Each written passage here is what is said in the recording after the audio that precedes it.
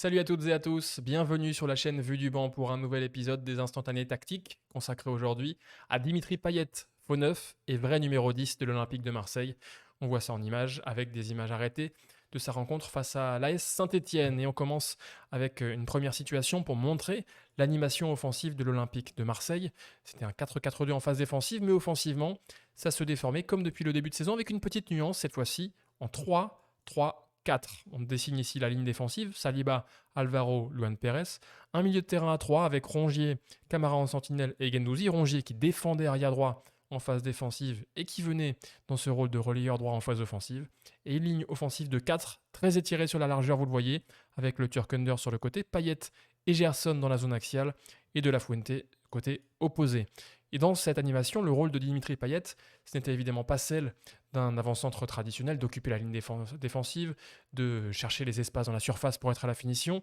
Dimitri Payet, qui avait plutôt évidemment ce rôle de trouver les espaces dans le dos du milieu de terrain adverse pour offrir des solutions de progression à l'intérieur du jeu à l'Olympique de Marseille et ensuite aller chercher les ailiers marseillais en 1 contre 1 sur la largeur. On voit d'ailleurs que l'animation marseillaise met beaucoup de monde à l'intérieur du jeu avec ces deux lignes de 3 et Gerson et Payet un cran plus haut pour vraiment soit fixer l'adversaire dans l'axe, soit aussi offrir différentes solutions de combinaison et laisser des espaces sur les côtés pour Under et pour De La Fuente.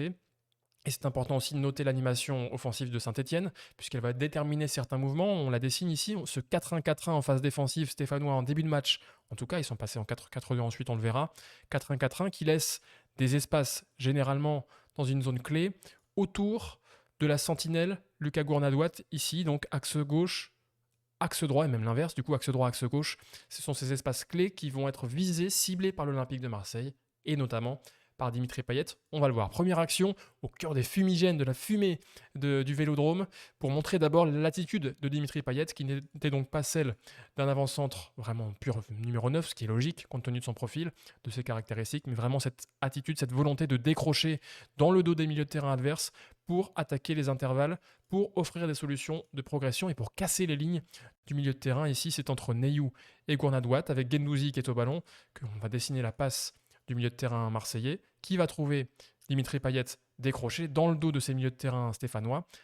Intéressant aussi de noter la position de Rongier, le relayeur droit qui est un petit peu le pendant de Guendouzi. Guendouzi qui est un peu plus bas, Rongier vient un cran plus haut, occuper lui aussi un autre intervalle dans l'entrejeu face à l'animation défensive stéphanoise. Et Payet, dans cette configuration qui est un petit peu risquée pour lui parce qu'il va se retrouver potentiellement encerclé de 4 Stéphanois que l'on va dessiner. Il va aussi se retrouver sous la pression de Moukoudi qui suit son décrochage finalement, même si c'est avec un temps de retard. Payet qui va avoir la justesse, l'intelligence, la vitesse de pensée aussi pour vite faire le bon choix. Une déviation pour Rongier qui se sera remis dans le sens du jeu et Marseille va pouvoir enchaîner ensuite vers l'avant. C'est pas surprenant quand on connaît évidemment la qualité de Dimitri Payet, mais dans ce rôle de faux neuf, c'est extrêmement intéressant parce que ça fait de lui un attaquant fuyant, très difficile à gérer à la fois pour les défenseurs adverses qui aiment bien généralement avoir un point de référence face à eux pour disputer du duel, être au corps à corps, et puis à la fois pour les milieux de terrain adverses aussi, qui ne savent pas trop dans quelle zone Payet va apparaître derrière eux et qui doivent gérer plusieurs joueurs autour dans cette zone-là. La zone clé, on l'a dit, notamment face au 4-1-4-1 stéphanois, ce sont ces deux espaces autour de la sentinelle Lucas Gourna. On va les dessiner ici, les mettre en transparence pour bien les voir. Axe droit et axe gauche, et c'est justement dans cette zone-là que l'on voit ici Dimitri Payet qui a dézonné, qui a quitté son poste d'attaquant droit sur le papier, qui vient dans cette poche d'espace axe droit dans le demi-espace autour de la sentinelle. Très difficile à gérer. Alors on voit ici Moukoudi qui est un petit peu incertain, qui n'ose pas trop le suivre pour l'instant. On va plutôt le faire réapparaître. Le voici Moukoudi. Parce que s'il sort évidemment sur Dimitri Payet, eh bien, il va libérer un gros espace dans son dos que l'ailier marseillais Cengiz Under va pouvoir attaquer en profondeur ensuite. Et c'est ce qui va se passer d'ailleurs sur cette situation où Rongier, qui n'est pas cadré, Marseille a réussi à contourner le bloc défensif stéphanois. Il va trouver Payet, et Payet, en 2 touches de balle, il va avoir le temps de contrôler et de lancer en profondeur Under avant même que Moukoudi arrive sur lui, et ça débouchera sur le premier but marseillais signé Matteo Guendouzi. C'était une situation d'ailleurs qui s'est répétée tout au long de cette première période. Là aussi, encore une fois, on a Payet qui a décroché dans cet espace axe droit pour Marseille, autour de la sentinelle Lucas Gourna, qui est encore une fois en retard, qui a vraiment eu du mal à gérer ces situations-là, parce qu'il y avait aussi Gerson qui était à ses côtés de l'autre côté, donc il avait 2 joueurs comme ça dans ces zones autour de lui, et il a eu du mal beaucoup vraiment à les fixer, avec en plus côté stéphanois des difficultés à empêcher ces passes qui cassaient les lignes. Payet qui va recevoir, et on a déjà évidemment le mécanisme avec Under qui va attaquer l'espace.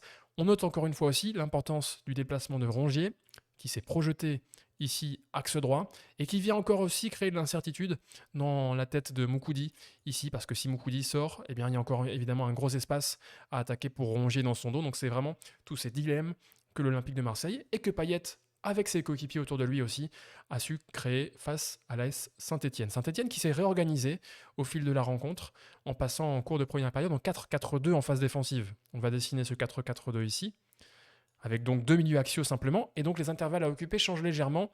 On a ces 3 intervalles à l'intérieur que les Marseillais ont cherché à occuper justement. On voit par exemple Rongier qui encore une fois est monté d'un cran. On a Gerson ici qui pourrait plutôt être un cran plus haut, même s'il est venu sur la phase initiale de construction du jeu, venir occuper cet espace ici. Puis on a Dimitri Payet, encore une fois, qui est venu dans cet intervalle, dans le dos de Bouanga et de Camara, pour offrir une solution de progression axe droit pour l'Olympique de Marseille.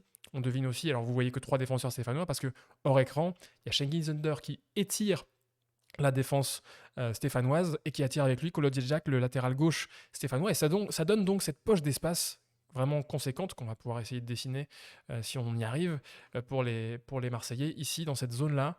Une grosse poche d'espace à exploiter par Dimitri Payet, très intelligent, toujours dans ses déplacements, pour se rendre disponible dans le dos des milieux de terrain et pour permettre de casser la ligne. Nouvel exemple, cette fois-ci, mais cette fois dans un intervalle un peu différent, puisque dans le 4-4-2, il y a l'intervalle axial, notamment entre les milieux de terrain, qui peut être cassé. On va le dessiner ensemble, cet intervalle, ici, entre Camara et Gourna, et Payet qui vient apparaître dans cet intervalle depuis sa position d'attaquant.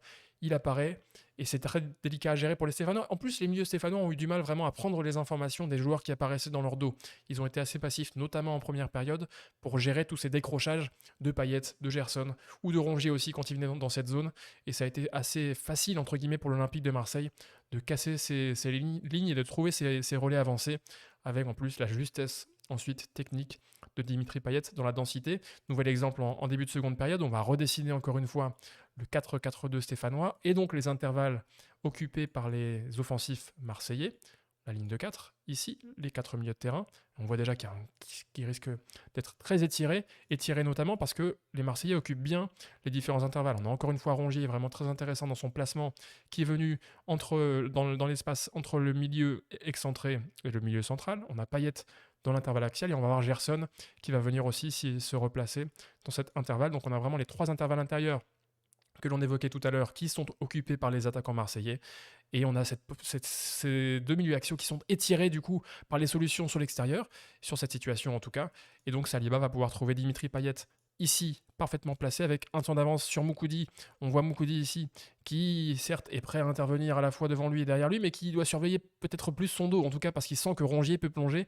Il a un petit peu 2 adversaires directs ici à gérer. Ça va donner un temps d'avance à Payet, qui quand Payet va recevoir le ballon, va pouvoir dévier en une touche, un petit peu en cloche, pour une projection de Rongier, vraiment complémentaire ici, dans ses déplacements, des décrochages de Dimitri Payet. C'est vraiment un schéma qui s'est répété tout au fil de la rencontre et qui a bien fonctionné pour les Marseillais. Et on remarque aussi que ce jeu intérieur, encore une fois, est permis parce que sur l'extérieur, on a Cengiz Under qui est vraiment très très écarté et qui donc aspire avec lui l'attention de Kolo Djedjak, peut-être un peu trop, notamment du défenseur stéphanois, parce qu'il y a un gros intervalle ici ouvert entre Kolo Djedjak et Moukoudi, et forcément c'est un intervalle qui est attaqué par les Marseillais, mais si Kolo Djedjak était plus à l'intérieur, eh bien on aurait la possibilité pour les Marseillais de venir trouver une passe directement à l'extérieur pour Under, en franchissant le milieu de terrain adverse, et là Under peut aller percuter un contre un. Donc c'était un petit peu un dilemme insoluble pour les Stéphanois, en tout cas ils n'ont jamais su trouver la solution pour empêcher l'animation offensive marseillaise, animée autour donc de ces décrochages de Dimitri Payet. On termine